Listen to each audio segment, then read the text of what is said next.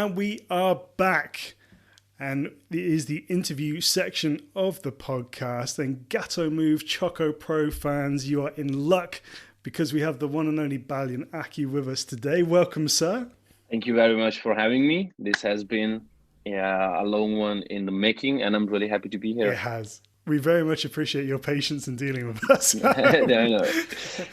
Totally understood. We made it. So we got, oh gosh, a ton of questions to get through. So I just want to kick off right at the top with you. So for anybody that hasn't seen you, and, you know, in terms of people that listen to that podcast, they may well be in the minority. But for anybody that hasn't seen you, how would you describe yourself to wrestling fans that are unfamiliar with your work? That is a fascinating one. For describing myself would be, I am someone who got fascinated with Japanese style while I was training. Didn't even know Japanese style existed while I started training because I'm from India and the only thing exists there is WWE. It exists there grandly, very, very grandly. But other than that, nothing is like, especially like 6 years ago, 7 years ago, 2012, December 2012, when I started. But I just got hung up on the fact that I wanted to go to Japan. It really wasn't like a thing that I could go to Japan at that point, especially because of the position wasn't that good. It, like a visa wise too, just like the practical fact of me going there was a bit weird. So I did show up here in 2015 and like got here 15. Yes, actually 15, and then really got 16. Then I really got here to actually get to come here on around 2017 at the end of it. So because I'm from some place which doesn't really have an industry, when I got here, the first thing, most of the conversation I would have in kind of English throwing up, because I didn't speak Japanese at that point, was letting people actually make them believe that there is wrestling in India. That's where it would start. And because that is where we're starting, I can't really have anything to show in any sense unless I'm training with them that I can actually wrestle. So the way I would wrestle, everything I used to do was just like put up and on the side. And I changed my style into the most trustful, you could say, the kind of style you could wrestle that would, be easy to work with and would also get me like them believing in that, okay, this guy's pretty safe, he can really work, it's okay. And also like the way it would start would also be with a test, because I really have zero credentials and I showed up like a maniac here with nothing. Like I really didn't talking to anybody or anything. I just showed up to Tokyo. I'm like, I'll work it out somehow. So that is what happened. I had to work it out. So I was very lucky though. I was really, really lucky because I ended up meeting Masa Takanashi from DDT in my like 1 month before I was about to show up in Japan, while I was doing a show in Singapore. So when I show up here, he told me like, "Oh, you're coming to Japan? Like, let me know." He's a very, very generous and like really good person. So I just messaged him when I showed up here because that is the only thing I knew about here. So he goes, "Okay." So I show up for training for DDT and like Gatoh Move because he's like very, very confined in both of those places. Not confined, like very, very solidified in those two places. And I would go to training, show up for train. If you can do something while you're training with them, they kind of believe you. They give you a chance. You get a match. If you can perform good on the match, you're in. That's like those are two versions. So unless they think you're good enough in the training, you don't get a test. Now they think you kind of can. You might be able to. Then they give you a test match and 5 minutes. You do it. You don't know that at the point that it's a test. You only think it's a match, but it is actually like in that sense. So if you pass, you start doing shows. If you don't, then thank you very much. Wow. Okay. Goodness. Okay. That is a process. I like that. Because of that, my style, like I took a long time for me to really incorporate what I wanted to do as a wrestler instead of what I needed to do as a wrestler. And those two things together now, I think really, really would define how I wrestle I would combine myself in like doing very basic things and just throwing in kind of flashy stuff to spice it up. I think that is how I wrestle. I really feel that way. So, just taking it back a step then. Yeah. So, what are your earliest memories in wrestling? What inspired you to get involved? Well, as you can see, like WWE is a really big thing in India. Like actually like Hollywood style, Bollywood style kind of superstardom. Like John Oh, Cena wow. could Okay. stop Delhi. I'm not joking. If John just showed up in the middle of Delhi, the city would stop. That's like a Bollywood star Goodness. level of like really stardom, movie star level of fame. And fame is actually quite different in India as well. It's not like, okay, he's a famous person. No, no, goddamn, he's a famous. Like, fame is a powerful commodity in India. That Okay. is even now, it's like the 60 years ago, Clean Street would like just people would lose their mind over Beatles kind of fandom. And the stars would still have this in India, especially. So WWE, because it has been on TV for the last 25 years, and it is the second most favorite sport in India, in a Oh, 1.4 wow. billion Okay. people country. After cricket, WWE is Mm. number two. So Goodness. yes, so that is the level of, that is why you see them in recent years doing a lot of things for India. So because it is, I think their second biggest market in the world. Probably, Wow. Gosh. probably. I think they just made a $200 million deal. I think 200 million, or I think $250 million or something for like a 2 year, 3 year deal. Yeah, with Sony actually. So because of that, every like my cousins, everybody before cable came to where I used to live in my village, I would just know Undertaker and The Rock and Triple H. I just knew the names. I had no idea what they were. I actually got in wrestling, but actually by the time I got into wrestling, 'cause it was around 2007, 8. I was like 13, 14. Is when John Cena and Edge with Lita were feuding. That is when I got in. So for most people, one of the not really good times to get into wrestling. But to me, that is the only like framework at that point. And also DX was doing their last run, I think. So to me, at that point, because I was 12, I think 12 and a half, John Cena was the man. it was at Yeah. the point of him like really going full on 100% face, like just baby face. Hmm. And so I really loved the whole. I actually was kind of weird about it too, because I thought it was the best entertainment. I didn't really look at it as like a fighting sport, because there was boxing and other things as well. But I really thought like they have everything. Like there was romance going on in the backstage. There's like people backstabbing each other. There's like fights. There's like actually like stories in the background, and there's action as well. So I really thought it was like a live Hollywood movie, just better. Yeah. And It's a production, isn't yes, it? Yeah, I really absolutely. thought that because it really had everything. There was like love stories. There was like romances. There's people with managers. There's like segments in background. There's like friendships and betrayals, and there's like good guys and bad guys. This was a whole thing, and I thought this was awesome. Like I don't know why more people don't watch it, but I'm like, yeah, a lot of people like makes sense. It's so popular in India and stuff. Yeah, but as to why I became a wrestler, that is actually a very, it kind of, it's a running theme. It was a very, I wasn't, I couldn't, I'm a very lazy person. So I couldn't get serious about anything.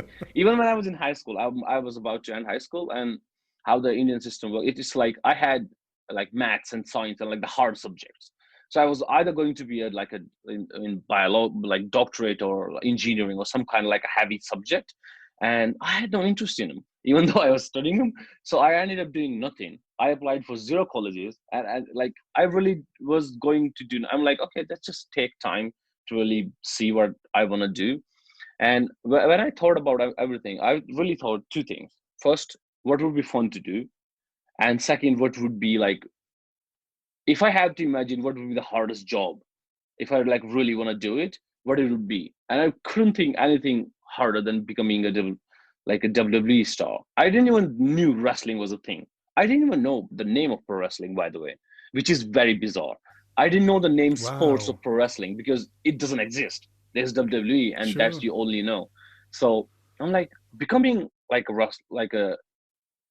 like a worker, you could say, or a wrestler for WWE. I in my head was the hardest thing in the world because let's just say a Bollywood star would be harder. Some could say, but I know how to become a Bollywood star. I didn't even know what the hell they were doing because I didn't know it was a pro wrestling. I didn't even know the name of it or how to go about it. I'm like, do you train? Do you do bodybuilding? What the hell you do to be a wrestler? I had no idea.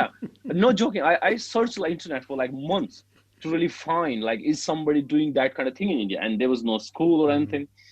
So those mix up of me just trying to do something crazy and it seeming incredibly fun to do is how I ended up just trying to be a wrestler. Kind of foreshadows the Very fact that good. I showed up to Tokyo with no plan. Like it really does foreshadow that. That is a level of stupidity that people shouldn't do. Absolutely. You obviously seem like a man who likes a challenge slash likes to make life difficult for Yeah, themselves. I really should stop doing that. It is not easy. I did that in London too. I showed up in London without telling anybody to after Tokyo. That's incredible. Just show up with your gear and hope for the Yeah, best. I really did that too again. Yeah, that's crazy. I love that.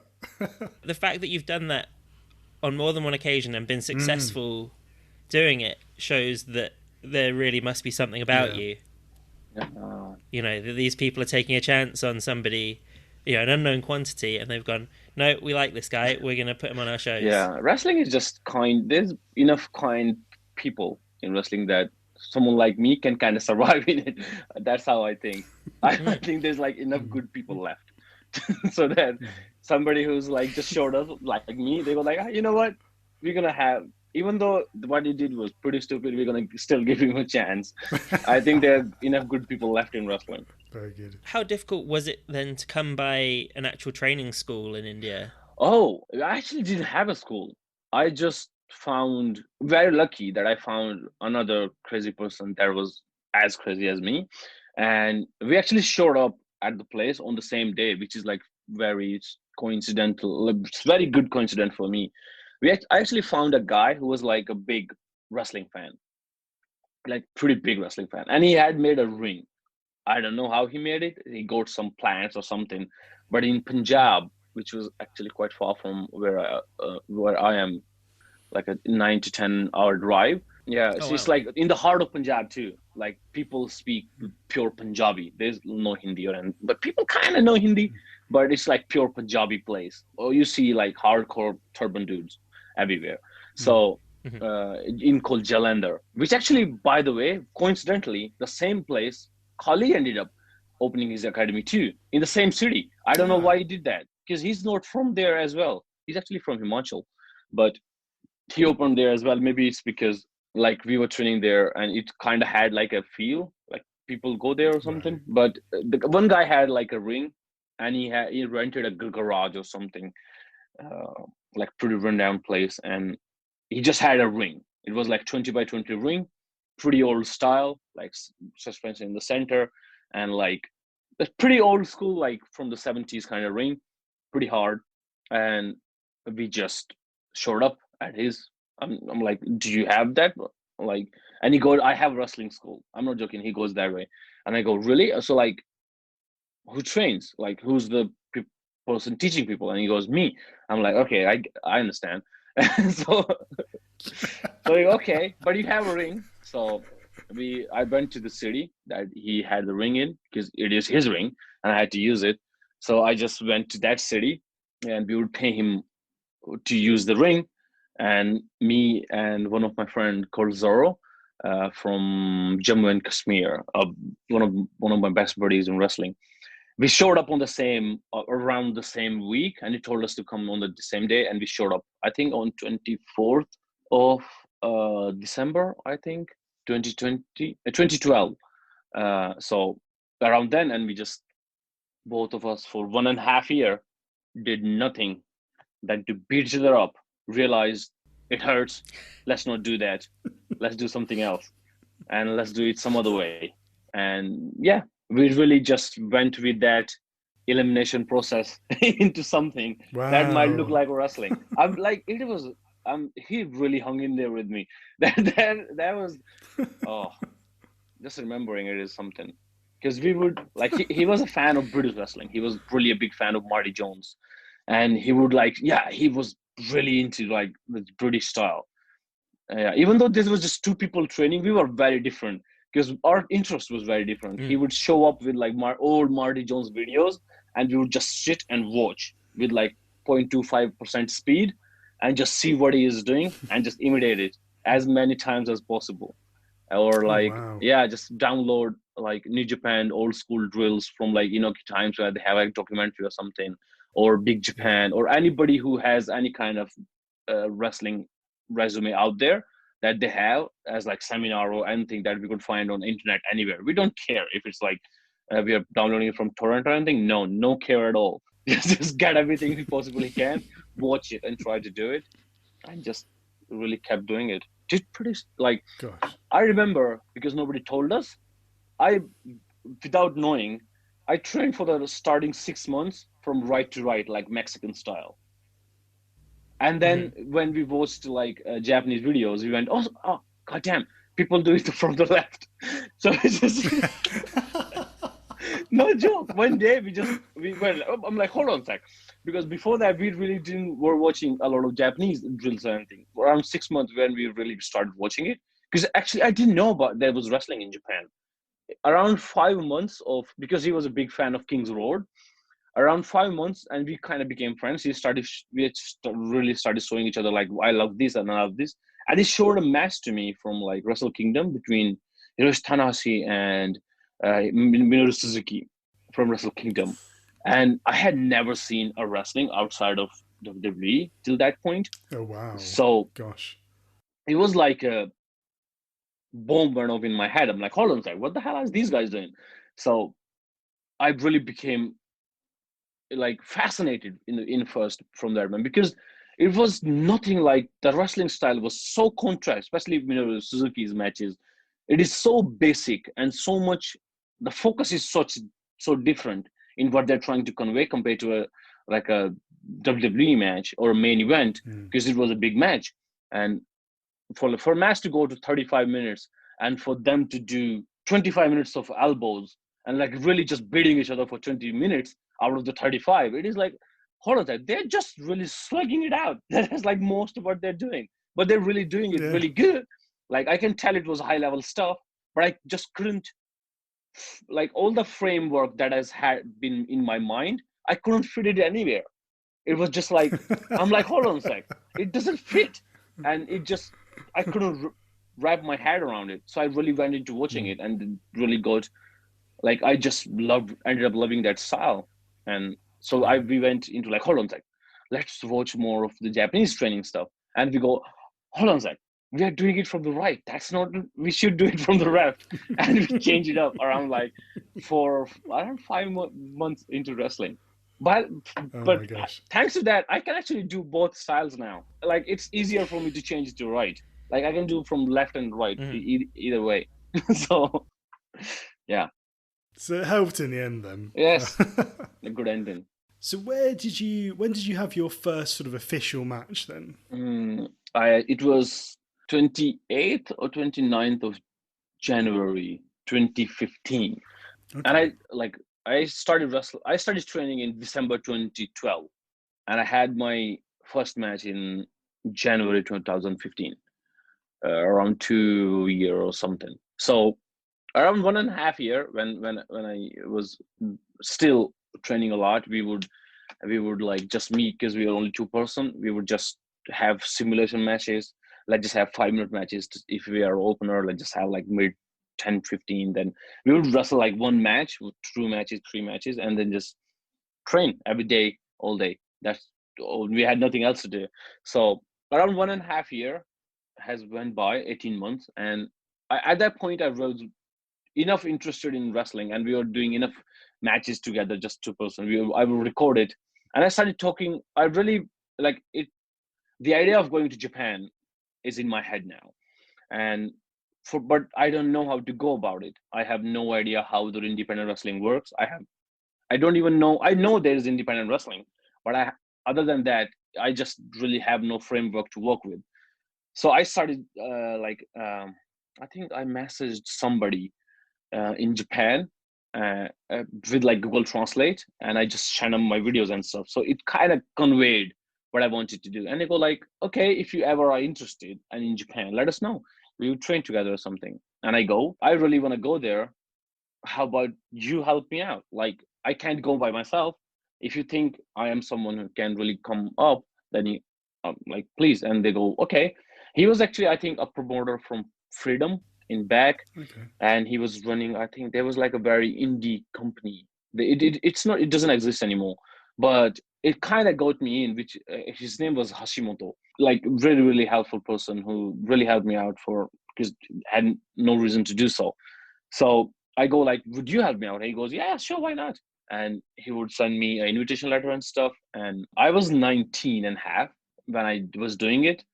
So I was talking to there, and I somehow, but because we couldn't, I had zero English, zero Japanese, and he had zero English.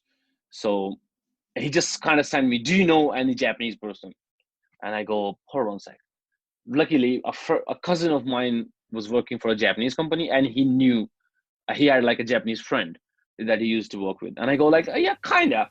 So I went to my cousin, like, would you like hook me up with that Japanese dude? He goes, yeah. And he was living in India, like working full time. So he spoke English as well.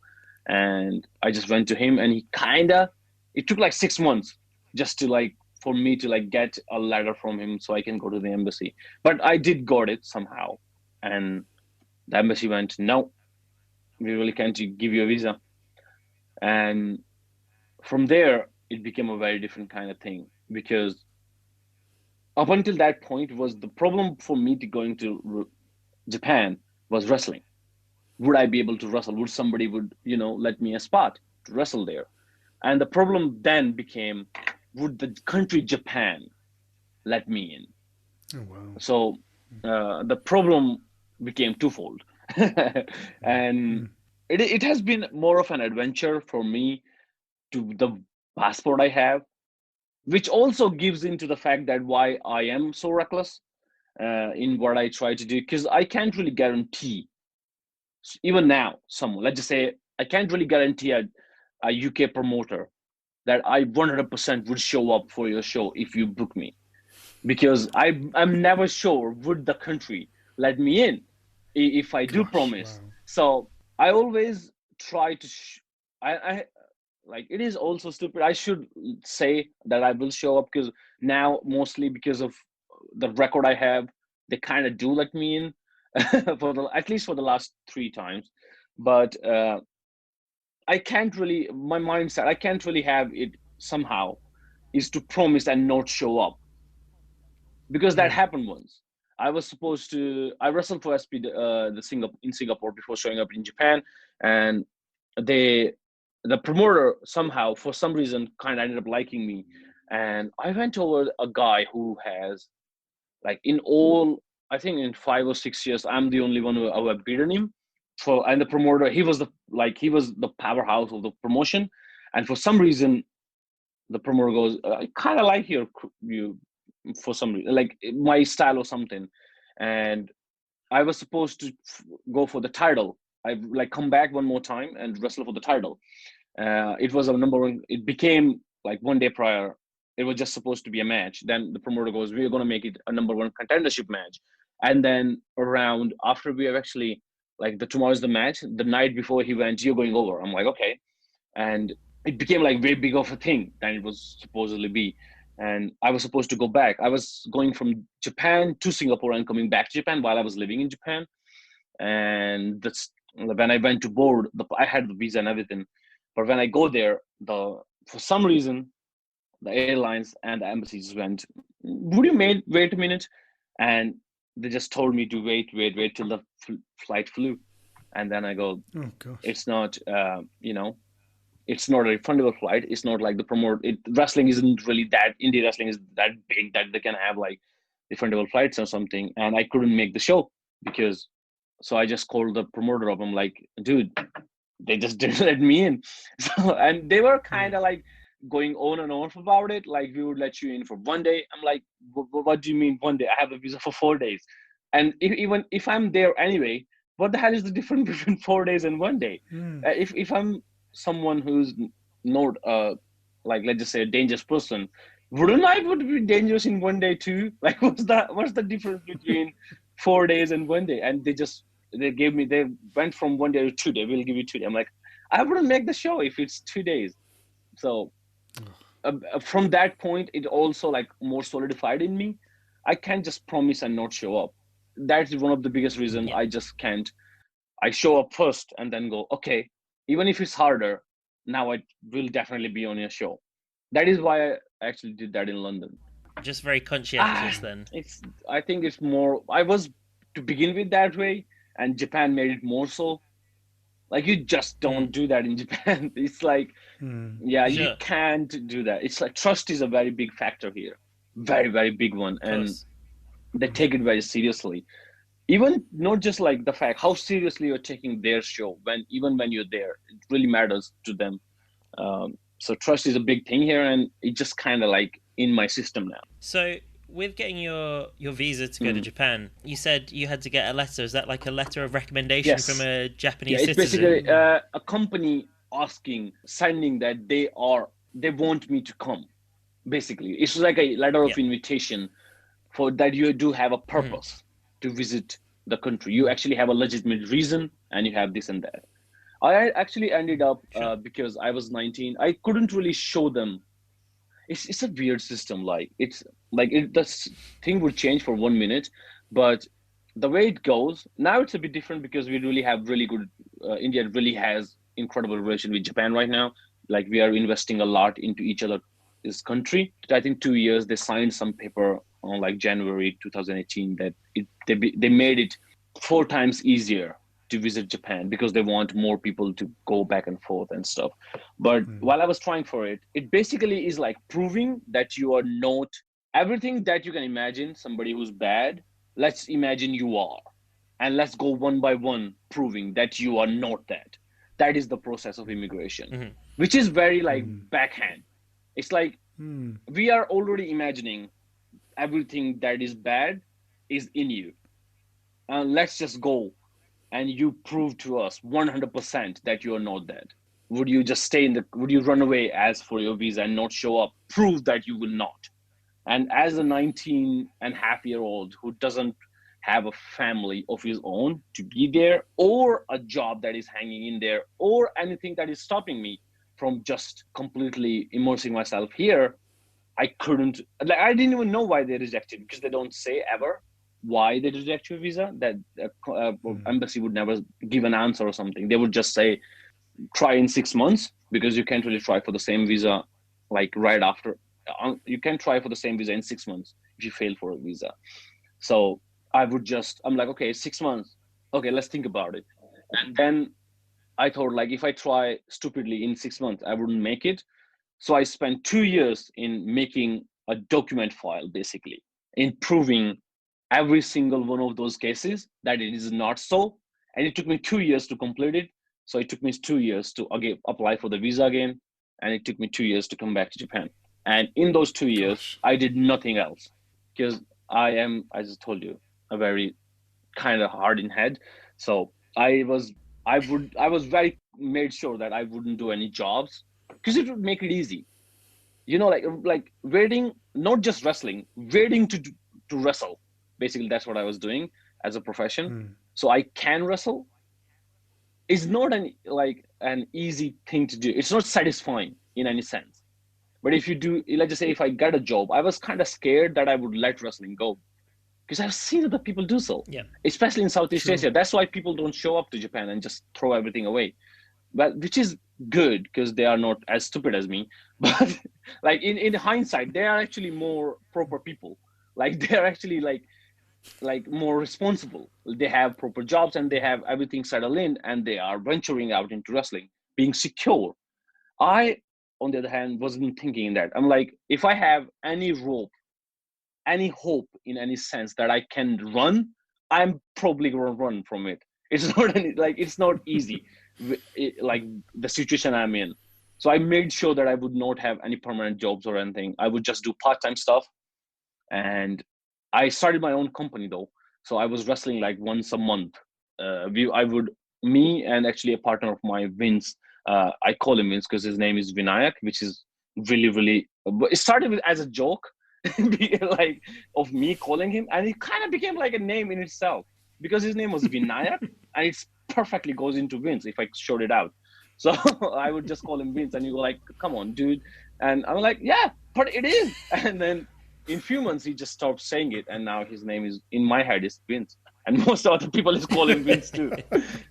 Yeah. So I would just, I just met him in the first match I actually had, which a fan of pro wrestling organized an event who had nothing to do with wrestling. And like he booked, do you know about like Dangal Ke Surma and like Ring Ka King, like the two things happened in India before in wrestling? Yeah, yes, Ring Ka King, right? Yeah. So, which is like, it is incredible how many people know it. And how they know it is very embarrassing, but people know it, which is very good for reference. So what happened was they showed up and they trained people for 1 month. Just they got bodybuilding dudes who looked kind of big, and they got them to train for kind of month. Some people 2 weeks, some people 1 week, and they put them on TV. That's what actually happened. So Right. that wrestling fan got one of those people who have trained 2 weeks in pro wrestling 5 years ago. That is it. And there was one person who kind of knew about wrestling. All of the other people were bodybuilders. And I went there thinking these are the wrestlers. So and the person who was actually like asked me to come there, I kind of knew him from like it's a very short, like very small community and all. So I kind of knew him. He messaged me through Facebook and stuff. And I went there. He goes like, you might have a match or not have a match. So we don't know. But if you want to, please show up. I'm like, okay. I showed up. And in the same sense, my friend, who I started the company with, Vinayak, actually, who had worked with a kind of in merchandise side with both TNA and WWE previously in India, as in like, because they have like merchant stuff. And when they were doing Ring of King, he was like kind of working as a backstage person. So he knew about wrestling, and he kind of had a very foundational knowledge of how this works. So he showed up as well, and we met there. Once he showed up like 1 day ago, he goes like, oh, of course I'll put you in the match. I'm like, okay. Then he started asking like how to make a match. I'm like, okay, how about this and this? And he thought like, okay, this guy's gonna do this. Like my role in a match became bigger and bigger and bigger. So we kind of like really, really, really got well. It was a good meeting, let's just say. And he had no wrestler he didn't have the wrestling part, anything. He had the administrative part and the backstage part, and he could do that work, like managing the company and stuff, because he has done that backstage. But he didn't have no wrestler to start anything, and I had no framework because I'm just a wrestler. I had no business thing of the thing, and he did that, so it was like a very good fit. And by the way, just a side note for the match, my first match I wrestled for 48 I think minutes. It was a one match show, and it was an elimination show, and it was by all meaning a shoot match because nobody knew how to wrestle. No joke. I was the only one who kind of knew who wrestle, and people just was throwing each other off, and because nobody was letting anybody do anything. So because I was the only person who knew if somebody how this goes. So if somebody throws me, I would work with them. And because I was the only one who's working with anyone, everybody was working kind of with me. So I was getting beat up for 30 minutes. And I'm like, this is not like, it was a bizarre experience. Let's just say that. I think I actually have that match or something. It was a starting fitting to my wrestling career. I think it was very, very fitting that I started that way. It really was. It was like a free for all for like 55 minutes. I stayed in for like 48 of them. so Amazing. yeah, I will never forget that match. But I ended up meeting him, and I started the company. We started a company called Russell Square. It still works in there. We actually did a TV show 2 years ago in India for Discovery Sports, a new channel in India. So he is really doing well. We have a dojo now, an actual place people can wrestle, a good team, like especially after Kali and all. So just Kali's place is very expensive. It's like the same money you would spend in UK to train, and that is a lot of money compared to like India's standards. So it's like a very affordable option as well for people who can't really go to Kali place. They can go to our dojo and really train and stuff with actual people who know of of the business and stuff. So it's really going well. It's still doing very well. Yeah. And that's Wrestle Square, did you say? Wrestle Square, yes. Wrestle Square. Okay. Yes. I must look that up. Very bizarre. You can, if you have any, if you can keep the train of thought of what I've told you about me, that's the thought that goes into making of Wrestle Square as well. So it is a wild west story of how we made that too. Good stuff. Good stuff. So you've become a really indispensable part of Gatoh Move and Choco Pro. How would you describe Gatoh Move and Choco Pro to fans that are unfamiliar with what goes on there? Okay, let's start with Gatoh Move, because Gatoh Move was the hardest thing for me to figure out as a wrestler. It was the bar to perform was the highest of all the places I've wrestled anywhere for Gatoh Move. Their quality control, you could say, is very high, stupidly high. And the people who perform there are very good. It's hard to believe, like, the quality of wrestlers, especially male wrestlers, because they are newcomers in girls there. Like Joshi wrestlers there's like Mei-chan showed up as a new one. There's like newcomers come in that wrestling as a newcomer. But for guys wrestlers, only the wrestlers who wrestle there. So everyone is like 15 years into business, like Masa Takanashi, Chon Siryu, Shinno Hagane. Like, those dudes are, like, fundamentally, if you wrestle them, it's frustrating how good they are in what they do. Like, I remember having that feeling. And I think because of that, I graduated very hard into Gatoh Move. Their style is chaos. If you see like a 6-man tag from Gatoh Move on a YouTube channel, it is hard to believe 6 people are wrestling there, on that match. And it looks like super chaotic. But everything that they do is perfectly how they want it to do. It is like chaos by design, which is the hardest thing to make in, like, if I really want to make something. Like, if I really just like people just going crazy while they're actually being crazy, it is easy to do so. Or being very, very perfect in what you do is actually very, like, it's easier to do something perfectly than to do it in like chaotic way and still do it as good as like you were hoping to do so. So because the bar of wrestling was so high, and I couldn't really perform at the level I wanted to because they were really good. Like, for other companies, I actually wrestled a lot of indie companies when I showed up here because I started wrestling for DDT, which actually was a good venue for other companies to actually watch me and kind of book me. But like really actually indie shows that just wrestlers get together and like produce, and a lot of indie shows goes in that in Tokyo as well. So I started doing them and Gatoh Move and DDT. So it became in like I graduated more and more into Gatoh Move because that was the hardest. It was really hard to do. I just couldn't do it. I would always mess up, and I couldn't even figure out how I messed up. It was like really hard for me to conceptualize their style and do it in their style and do it good too.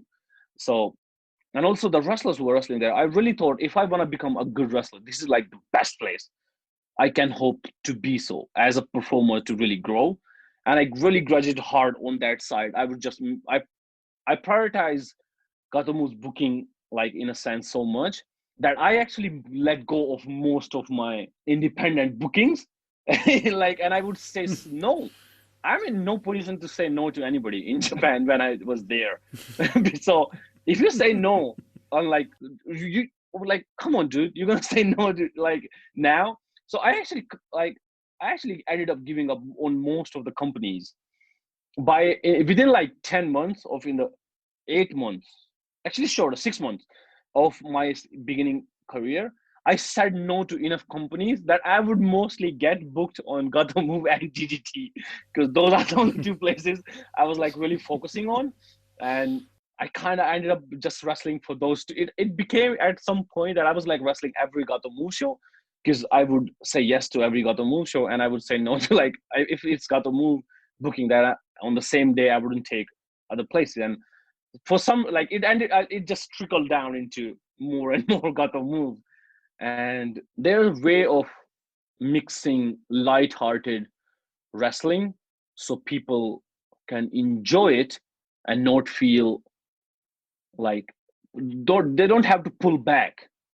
Make sure that the audience in any point of the match don't have to pull back from you, but keep them engaged enough that it is still a fight. And that thin line of walking in there to making it still a fight, but not like hard or ugly enough that they have to pull back, not enough in an intensity that they kind of have to like go, but not easy enough that they can just relax and think they can just have fun. Like having them in there and manipulating them in where, as an audience, as to when I want them to really just kind of like really believe into what's happening, really easily ease into the match, and then when the intensity ramps up, they can still stay with me when it ramps up, and really having the highs and lows so they can kind of go like, oh, like having them feel all the kind of emotions that I want them to feel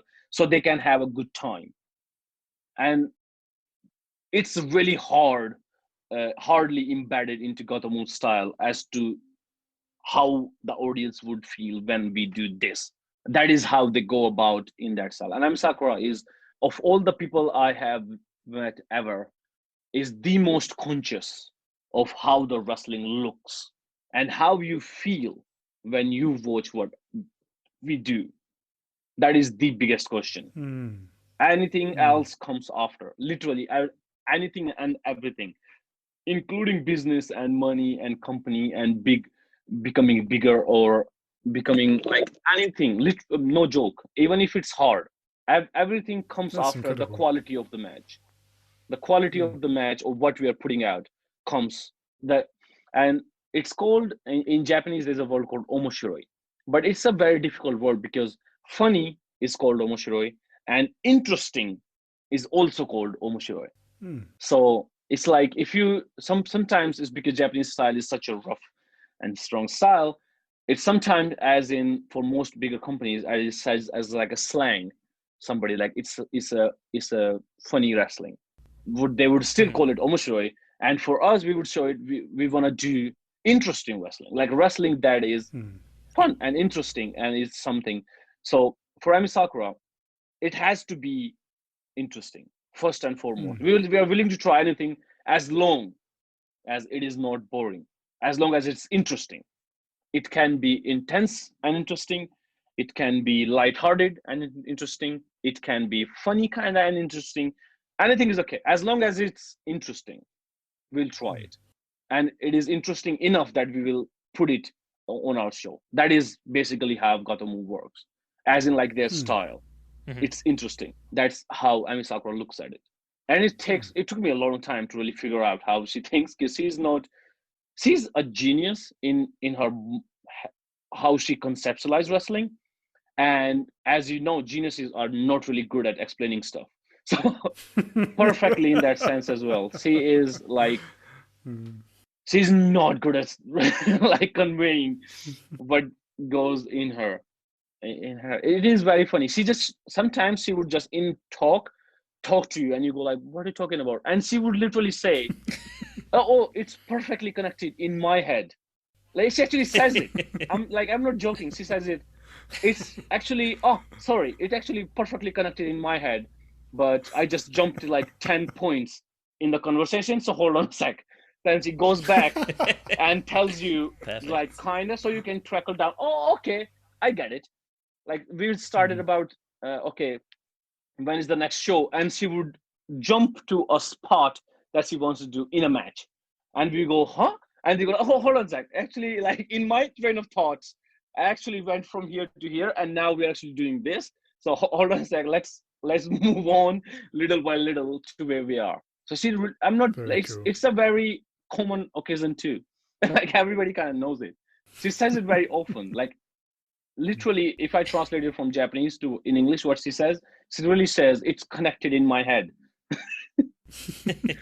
And then if we are talking about like what, it's like very easy to talk about Choco Pro actually. If you talked about, like we talked about Gatoh move at this point, when it's like Gatoh move made specifically for the times and necessity of the time and necessity we were put on, and that is Choco Pro. I mean, Sakura asked me, "Do you know about Super Chat?"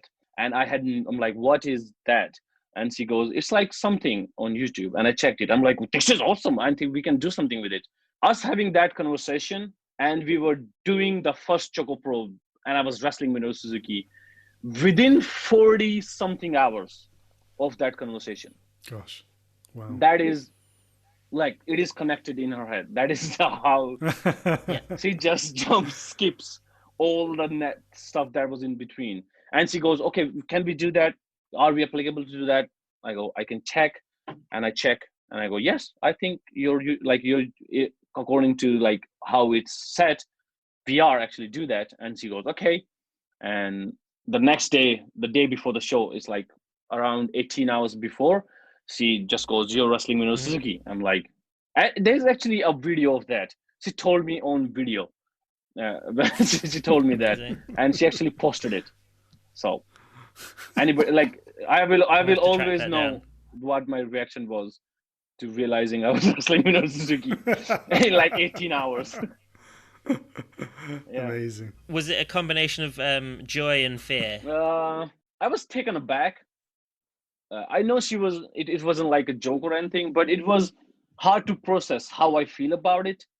How do you say that? It was so much out of my conceptualization of what would happen that I couldn't really process it in like a very fast way. I went from shock to joy to like, "You're not messing with me, right?" To again joy to again like, "Hold on a sec. Really?" And then like it was a series of going back and forth in those for like quite some time. That's very cool. Would you agree it was probably your biggest singles Yes. match to that point? You know, like the match with the biggest star? As in like signified as well. I think I've learned more in that match than I would in like a year if I was just independently wrestling. It is actually one of the biggest reason I left for London, because I kind of felt stuck in my progress in Japan at one point, because I was really becoming I was just a Japanese wrestler. I became like a Japanese wrestler in 2.5 years. I would just go to places, wrestle. How was the wrestling? Good. Promoters would be happy, and I would come back. And I wanted to have like some spark to either have it hard and jump, or jump to the next step. And that match was really helpful. It really solidifies what is not independent wrestling, you could say. Like how you go from the mindset of a wrestler is very different. It's really hard to convey it in words, but that was one of my most learned and most frustrating match ever. I haven't thought about a match more than that match, because it was very fun. It is a very nice experience, very, very nice one. And because I was so frustrated after the match of what I couldn't do and I could have done, and why I wouldn't do it, why I couldn't do it, and like how it came about, and what I should strive to be as a wrestler. Like a lot of actually fundamental questions brought kind of back up when I had that match. So was it something like, I often hear people say you only get better when you wrestle people that are better than you, and then you've gone to wrestling one of the absolute best. So that gulf between your level of skill and Minoru Suzuki, who's an all-time great, his level of skill, it must have been so frustrating seeing that greatness up close and personal, and you're like, I want to do that. Like, and also, it's like, okay, if you really are technical about it, watching a wrestler from a wrestler's point of view and watching a wrestler from an audience point of view is very different in a sense, because what I am comparing and what I'm looking for is very different from when I was watching it as an audience member. What I am looking for as right now is, if you can, let's just say, if a wrestler can do 100 things, he does 5 in a match. What I choose to do is what defines me as a wrestler. Mm-hmm. And when I was wrestling, let's just say the things I could do and Minoru Suzuki could do as an athletic wise, I should and kind of possibly do more in every sense of the way physically than Minoru Suzuki. Athletic wise, jumping wise, power, I think Minoru Suzuki is definitely more strong. But other than that, physically I should be able to do more than him in every sense of the way. He's actually very injured as well. He's like, it is phenomenal how he wrestles in that shape, because he is very he has a lot of injuries. His knees are like stuck in there. But so the way the wrestling I see, which is very romantic way of saying it, but wrestling I see and the wrestling he was seeing is very different. And you can't teach that. That is why I think people love, and they say you need to wrestle better wrestlers. It was almost like a culture shock to what he was seeing as what we were doing and what I was seeing as in what we were doing. And that gap in that scenery we see as a wrestler really sparked a lot of things in me, which I'm really happy about. It also woke a lot of things up that I had kind of let go, or in the process of becoming a Japanese wrestler. So it was a very surreal experience, mostly after the match, because the match went okay. The way I think about it, it went the way it was supposed to go. It also went the way how Japanese wrestling are made. It's like, you're not supposed to, if you're wrestling somebody who's a legend like Minoru Suzuki, and I'm like somebody who's like right here, and Minoru Suzuki is like not even in the same plane that I am as a wrestler, the story in every sense of the way, instead of Japanese matches, would be me standing up to him. Can I stand up to the king? Is the thing. Especially, that is how, you can actually see how Japanese wrestling is, how Japanese fans conceptualize wrestling in that sentence as well. Would somebody who's here, will Aki be able to stand up to, it's not about moves, it's not about cool things, it's not even about anything else. It's not even about me doing a lot of things to him or damaging him at all. It's about me just standing up to him. Can I stand up to him? That is basically how the match is. And that question is very not how wrestling goes. It's about what you do most of the time. And in that match, it is nothing about it at all. So that culture shock of how it went just sparked really, really nice things. I'm really happy I did. It's incredibly happy how I did that. Yeah, that's an absolutely fascinating insight, genuinely. I mean, I think I don't think I've ever heard anybody put it like that, but it makes so much sense, that if you say you've got two guys that both know how to do 100 different things, but it's the experience that tells you which 5 things to do. That's what sort of that's truly interesting. Yeah, okay. It's pretty wonderful though that match with Minoru Suzuki almost brought your journey up to that point in wrestling full circle. You've gone from being exposed to Minoru Suzuki in New Japan. I actually told that to Misako, and she was like, "What?" I'm like, "Yeah." That basically flipped a switch in you. That you went, I like wrestling, to I have to wrestle in Japan no matter what. And here you are, 4 or 5 years later, wrestling the man that started that journey. Incredible. It's almost like a storybook ending. If they were making a film, it'd be that would be the ending of the film. This is a part of the movie where you go, come on, you're making that up. Even if it's a documentary, that is you're telling me the world hit a pandemic and you met the wrestler that kind of made you come to Japan, and now you're doing a thing with no people on mat, no ring either, and you're doing that kind of wrestling, and you're wrestling Minoru Suzuki. Come on, dude. There's a limit to how much lie you can put in a movie. That is the point of the movie. Yeah, it is. But it was very nice. And it also put, like, if you talk about specifically of Choco Pro, I remember Amy Sakura very clearly saying she doesn't want to do Gatoh move without audience. Amy Sakura hates the word without audience. I'm not joking. It's really hard to say.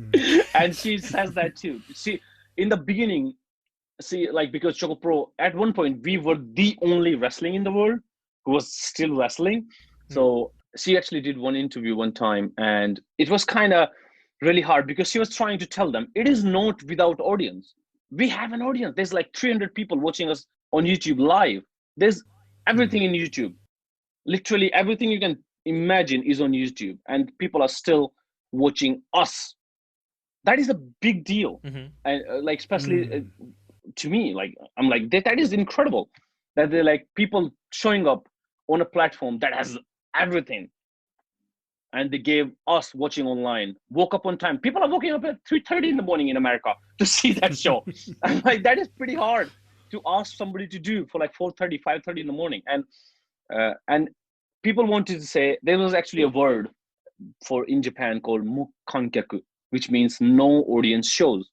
And I'm would very adamantly say, it is like, there is an audience. I'm wrestling for them. I can't accept the fact that I'm wrestling for no audience. I am wrestling for an audience. It's just that the audience happens to be just one standpoint. Everything that is not in that frame doesn't exist, is how she thinks about wrestling. Yeah. So she wanted to say, I want to start something new. Two things why she wanted to start something new. First is that she doesn't want to have a Gatoh move with no audience. She wants to make something new that is specifically made for what we are about to do. Choco Pro is not a wrestling that is a wrestling show without an audience. It is a show made just for that format, where the audience is not present in live and in fact are across the screen. It is a format specifically designed for that in her head.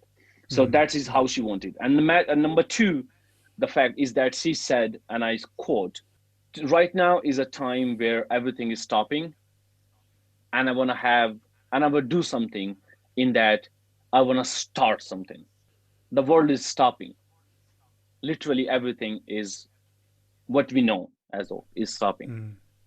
And I want to start something because everything is stopping. I want to start something right now, something new.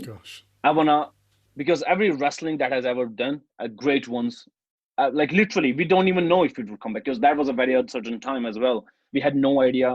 Like, the world has no idea. It might go to hell. Like, at that point, like, it was very suddenly scary time, especially in Japanese wrestling as well. But she very clearly said to me, because it's so bleak right now, we should start new.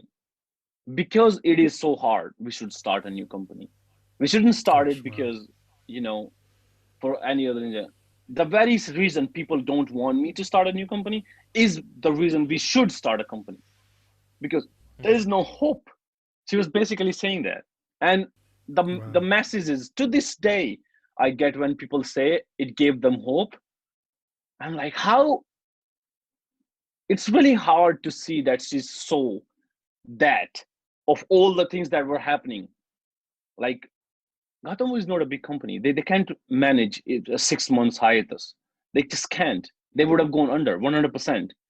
Gatoh 100% would have gone under. They can't, like, with zero income for 6 months and all the expenses they have to pay about their dojos and their like dormitories, because the wrestlers live there and stuff, and all the other things encompassing as well. It's not it's a very small company.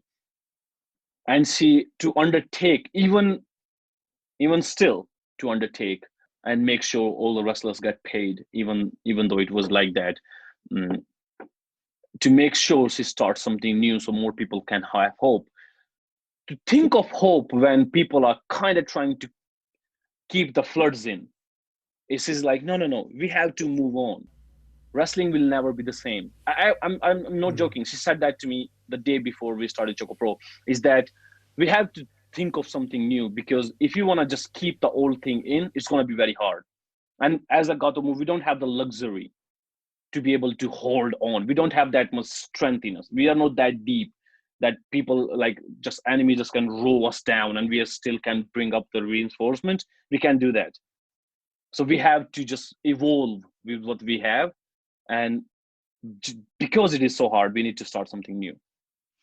We need to have hope. I think the what you're talking about there is sort of quite a revolutionary mindset, really. And I mean, the idea of just reframing quote unquote no fans and actually saying, well, hold on, there are fans. They're just behind this lens, so everything is played to that lens. It's so ahead of the curve, really. You know, because you've got so many companies that throughout the pandemic have tried to put on shows as if nothing's changed. Yes, and it has changed. It has changed. It's absolutely. You can't. It's the way to go. You can't ignore something that made me stay in my home for 1 month, and I like wrestling. I want to see it. Like it is the basics of the basic. People say you need to connect to your fans. Well, I can't really connect to you if I'm going to ignore what is making your life miserable. And also they did ignore it. I think Choco Pro is the company that ignored the pandemic the most, because, and I quote, please, she's going to, but it's okay, she won't understand. It's in English, so she won't get angry at me. But it has never once been said on our programming in the last 8 months. The word pandemic or the name COVID has not, or the name of the virus has never been said once in our programming. And we have never, even once, showed any kind of downside of it. It is what is still bright is shown, is her vision of Choco Pro. What is still bright? Like, there's enough worry to have everywhere else. I don't really need to make you remind of COVID. You can't forget about it, really. No. All here is an escape. It is a part where you can show up and smile. And we smile because you show up, and you smile because we're here. It's like a very equal exchange. And I was going to say, it definitely comes across, I think, that it is a promotion built on hope and a promotion built on joy. And I think that trickles down even into the fans of the promotion. You know, as I was saying before we started recording as well, even just the live YouTube chat is just full of hope and joy and friendliness. I've never been in a live chat for a wrestling show or anything for that matter where there's not some negativity or toxicity, and it's just an absolute joy being a part of the Choco Pro community. Yeah, it is a joy. It is. I actually have gotten to know, like, I only know them by their YouTube display picture, and their name they have. Yeah. By the way, YouTube names that you call out on chats I'm never getting used to them. I'm never. I've been doing that for 8 months now, but I will never get used to it. Like X Death and Flying Dragon, and like calling people normally, because I'm talking to you as a person. When I do that, when we talk in chat, I'm actually talking to you like you are a person out there. But calling you like there's a fan of us who's called High Five Flow. I think he's Hiroshi Tanahashi fan. You can tell that very easily. But to just call out somebody who's like calling out somebody Brainbuster, it's like you're never gonna get used to it. It is one of the most joyful things to do. But I think that is one of the reasons why people say it is so mysteriously that you don't realize. It just doesn't feel lonely. That is how you feel when you see people. When I saw like WrestleMania, especially, that was a really big one because I wasn't watching other wrestlings a lot at that point. I was very, very busy, and we did a watching party for WrestleMania, and it felt so lonely, because the wrestlers are working extra hard because they can't have that feedback. They're used to that. It's like a comedian not getting laughs, and you go hard on the jokes, and the harder you go, the harder it doesn't work. Like it's like a very downward spiral. But it felt lonely. That's how I felt, at least, watching it. And you don't feel that when you watch Choco Pro. And I think because you don't have a structure that you need to make sure to put Choco Pro in. You don't have that framework. It's like we started new, and it is completely for what we have right now. So you can make it anything that you want it to be. In that sense, is that there's we are not supposed to have somebody, and I wrestle for that somebody, and you're just watching me. No, that is nothing. It is you and me. I wrestle here for you, and you reply to me. It's like a very direct connection. Everything that is not in the scene of this camera does not exist. The only wrestling that is happening is what you see. It is just here. Actually, she says that. Ami Sakura, I think, quoted that in like a very known wrestling magazine that was doing an interview for her because she started Choco Pro in like such a time. So she said that, in like, basically the only wrestling that exists is in that camera frame, and which is really hard to put your head around unless you like really think of how it is presented. If you think of it as a presenter, then you kind of like, okay, makes sense. But if you're as like who's kind of conceptualizing live shows, you go like, hold on a sec. Of course it exists if it's not in the camera, but like, because all the fans are there, like it's like here. So only this thing exists. And I think I kept you guys way longer, but still, if I have to really like say one more thing at the end of it, one of the things about Gatoh Move is because it is such a unique way of how they want to do it, and they would not budge. Amy Sakura would never budge in what she wants to do and what kind of vision she has for wrestling. It is no joke that before Gatoh Move and now Choco Pro did not exist in the mass media of professional wrestling in Japan. We do not exist. We exist way more in America and UK and the West. And I have done more interviews and podcasts, and we have more coverage, a lot more coverage in the West that is like 14 hours away from me than I have in Japan. In Japan, they have zero coverage. If I'm a wrestling fan and I don't find wrestling Twitter and people tag me for hashtag Choco Pro, I can never find it anywhere else. No articles, no results, nobody putting it up, nobody putting it up, nothing. If I'm just a regular wrestling fan and I don't like dwell into independent wrestling and watch stuff, I can't even stumble on into it.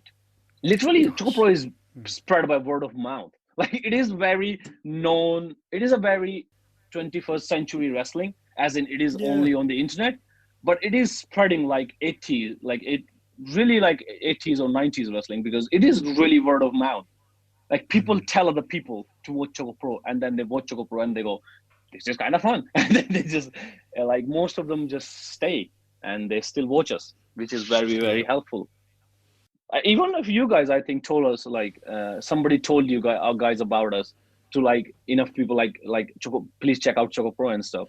Yeah, honestly, since we've, this is now episode 10, so since we've started this, Choco Pro is the company that the most people have been asking us to cover. And interestingly enough as well, I'll give a shout out to our friend Mr. Haku from DDT, who also recommended having a chat, and he said just how wholesome it is, and he's not wrong. So high praise indeed. But rest assured, we'll keep talking about Choco Pro on Inside the Ropes. That's definitely thank you very much.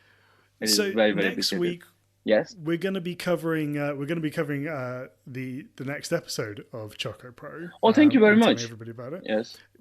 Can you give us a little preview as to what people can expect? The next show we are having is actually Reset versus Best Bros, me and May Saruga. We're actually not a tag team. I actually faced her most of my career. We are always put against each other. It's like we are better opponents. I think to this day, we are better opponents than we are tag team partners. It's easier for me to think what I would like to do with her when I wrestle instead of what we did together. To this day, most of the thing we do as a tag team is like opponent sense, just turn into other people. But we just kind of genuinely friends. That is how it is. One time, May's mom asked her, I think somebody in the chat asked her, does he have friends? It is really important. Like Amy Sakura said, it's really important to have friends to stay in wrestling, because it's especially pretty hard in like career-wise. It is a pretty hard business, and if you have friends, you can have fun, and it's easier to stay longer. And she goes, do you have any friends? He goes, but like in Tokyo, like, yeah, like only one who's there. He says Aki. And I'm sort of like, what? Really? I'm like, that is insulting. Like, in every sense of, I'm sitting right here. And she goes, no.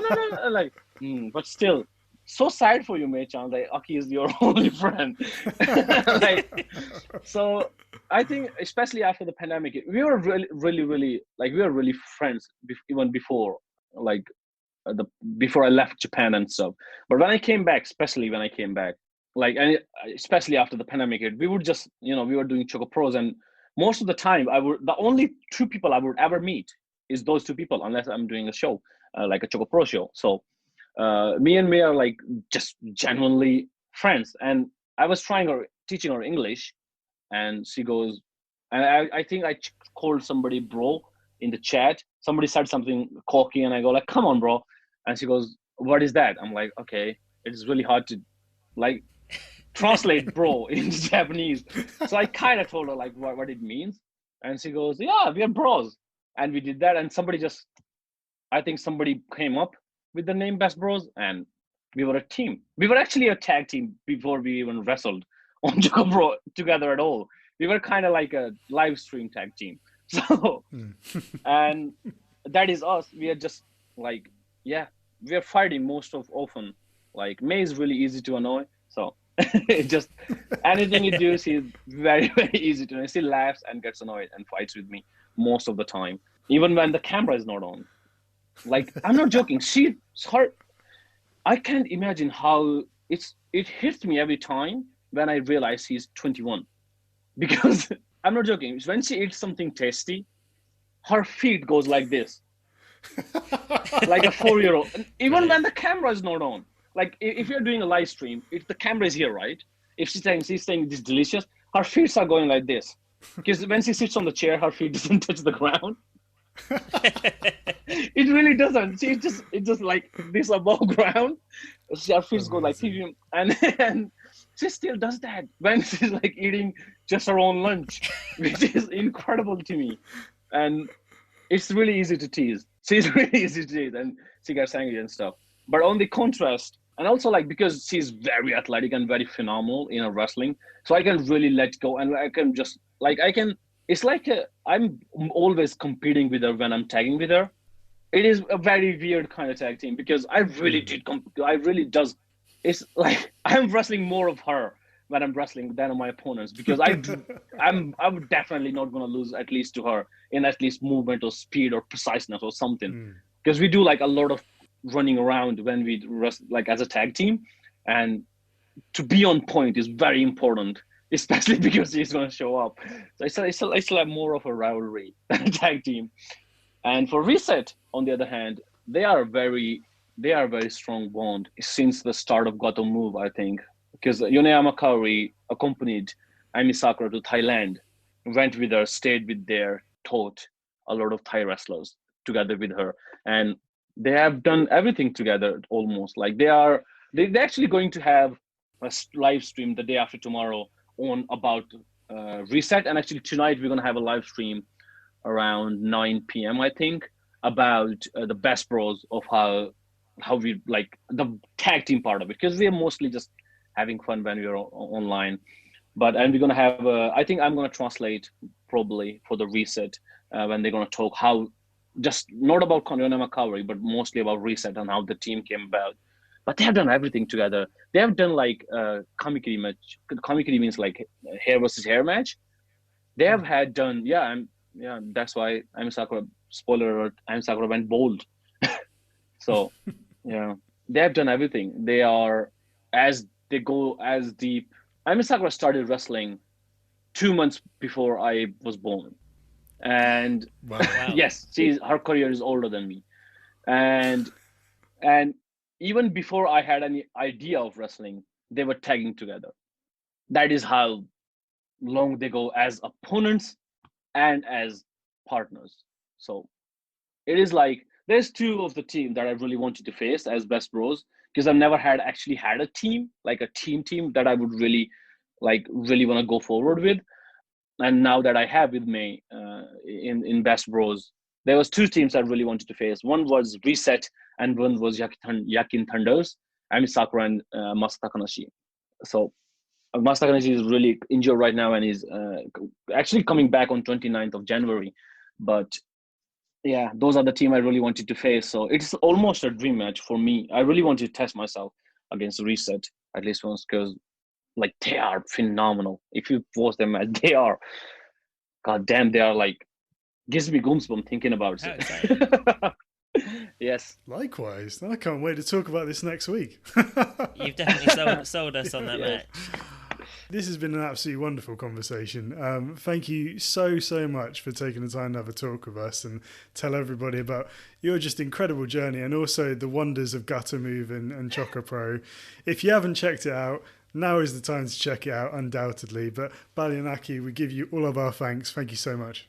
Thank you very much for having me on. This has been fun.